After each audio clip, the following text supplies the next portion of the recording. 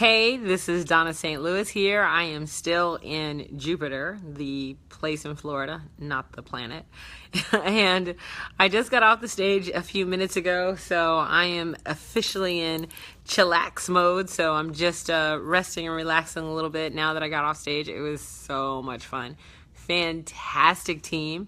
Did a 2-hour keynote this morning. So now I'm just back. I'm trying to rest my voice a little bit because I have more to do tonight. But there was something that I shared with them, and this is a sales team, and specifically this sales team wants to close double the amount of business in 1 year. I mean, that's a significant amount of business for most companies. They are part of, their sales coach is actually a part of my 10 times bigger in 5 years plan. So they're actually working on, like, how do we get 10 times bigger in 5 years? And one of the things that they're going to do next year is they're going to double the amount of sales they do. So let's talk about, there are 3 very specific negotiation tactics that I taught them that really, really work. They're absolutely fantastic.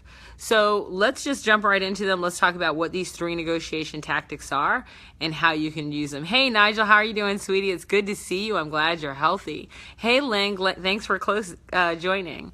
So we're going to talk about these 3 negotiation tactics, and honestly, they're very simple tactics that you can use, and I'll tell you when to use them and how to use them. So let's start with the first one. You need more information. Your client has said something, you're in negotiations, and you need a little bit more information, and they're not really forthcoming. So this is one thing that you can do. So let's say your client says something like, so we're having the event in London, right? You can say something like, you're having it in London?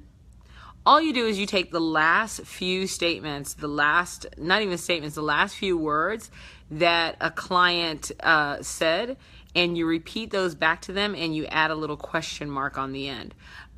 Chris Voss actually taught me this, and he's the FBI hostage negotiator who's currently the CEO of the Black Swan Group. And he taught me this tactic, and it's really, really very powerful. What you want to do is, when someone says something, all you have to do is take the last, again, 3 or 4 words they said, repeat them back to them, and then put a question mark on the end of that statement. What this does is it causes them to feel like they have to answer your question and give you more information. Works every single time. They just keep going on. It's also great when you need to just buy a little bit more time so you can formulate a response. The other one is, let's say you want to say no, but you don't necessarily want to tell the client no. Sometimes I'll have a client that says, listen, we need you to be in Bangkok in the next 3 days, and we need you to do a presentation, and, we just need you there, right? So the next 3 days, they want me to be from Florida into Bangkok, and they don't want it to cost them anything extra, and, and we're falling outside of all of our processes. So what I'll do is I'll say something like, well, let's take a look at that. Now, the first thing that you're going to do is you're going to ask them a how question, but when asking them this how question, you're going to first give them the process. So I might say, I hear exactly what you're saying, so let me tell you what the process normally is. Normally, I would book my flight 2 weeks ahead of time. So now we're talking about booking the flight right now, and that is going to cost, they're going to be fees that the flight is going to charge us. And then the other thing that I normally do is I take time to really understand what it is or customize my presentation for your audience. Now, that customization is going to be quite rushed, and that's going to cause an impact as well. So it's something that would normally take me maybe 5 or 10 hours, we're now going to have to do in a half an hour, so I can't really guarantee the quality of the customization. And maybe there's one other thing, right? And, normally if I'm going from here to Bangkok, it takes me about 30 hours, so there's going to be a little jet lag, so I'm going to need some time for that as well. So I lay out these things to them, this process to them, and then from the process, I say the following. How would you suggest that I get all of those things done within the time frame that we're talking about? What will normally happen is this. The client will sit down and they will look at what you're talking about, and they will now become a part of the solution. So they might say, oh yeah, I was just looking up the prices for you to fly here, and to fly you in business class is going to cost twice as much, so I see that we're going to have to add some money. You know what, instead of customization, we don't want you to customize for this audience. This is who we have, just give us whatever you have. And we recognize that this is last minute, so we recognize we're going to have to do more money here. So what you've done is you've now made them the person who comes up with the solution. So you don't want to, maybe you don't want to say no, but you also want to make sure that they are clear on that they have to add more money. So if you say how to say no, ask a how question right. That's what you want to do. So you want to make sure that you say, you want to give them the process, you want to give them the times, you want them to recognize the bad things that could happen.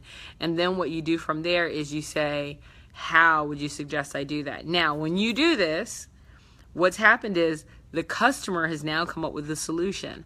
And by virtue of them coming up with the solution, they want the solution to win and work. Because they want the solution to win and work, they are now a part of that solution. They're going to do everything to make it successful. Asking a customer a how question during negotiations either solidifies a no, or it causes them to be a part of a solution. And when they're a part of that solution and they're more vested in it, they are more likely to put a little bit more money forward or do whatever they need to do to make sure the solution works. Another way that I use a how question, and so this is number 3, another way I would use a how question is I might ask a customer, I said, so, you know, I talk a lot about think big, win bigger. How would your audience members use that information in order for them to get to the next level? Now I've given my customer the opportunity to actually sit down and come up with a solution on how they think this would be fantastic for their audience. Notice that I'm not telling them. I'm asking them the question. See, the whole point is when you use a how question, your goal is to get them invested in the solution. And the more your client is invested in the solution, the more likely they are to buy. So using a how question is really important. So just to review that one more time, the first one is that you want to make sure that you are repeating the last few words, just that last little phrase that the customer is saying. Just repeat it back to them in the form of a question, and they're more likely to give you a lot more information, which sometimes you need. You need wiggle room, you need more information.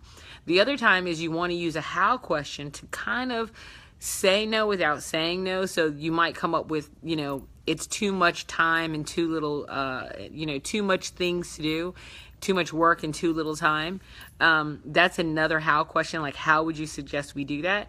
And then the number 3, the third way you use the how is to ask someone how your solution would work for them. Now that third one is kind of a risk because they might look at your solution and say that solution won't work for them, and that's fine. But I'm more of the lines of I only want to work with people where my solution will work for them. So I use that last how question again to help them come up with how my solution will work for them.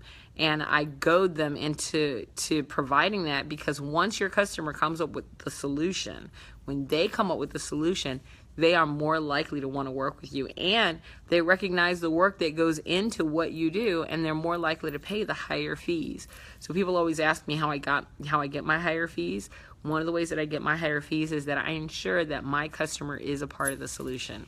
So that's it. That's my top 3. It really works for negotiation. It helps you get the higher fees. It helps you solidify a no without saying a no. And it also helps make sure that your customer is a part of the solution. And it also gives you the opportunity to ensure that that you get all the information you need before moving forward. So I hope this was helpful for you. I can't wait to hear how you guys are going to use this.